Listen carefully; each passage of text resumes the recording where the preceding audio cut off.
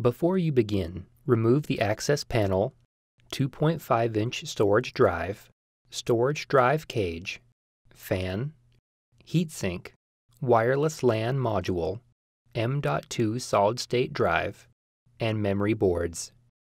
Removal: disconnect the speaker cable from the connector on the motherboard. Remove the 4 5mm hex screws that secure the motherboard to the rear of the chassis. Remove the 3 T15 Torx head screws that secure the motherboard to the chassis pan.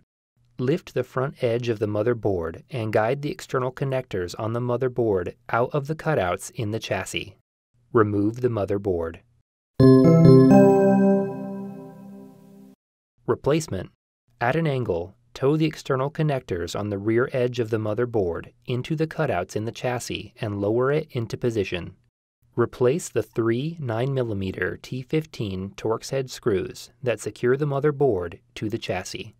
Replace the 4 5mm hex screws that secure the motherboard to the rear of the chassis. Connect the speaker cable into the connector on the motherboard.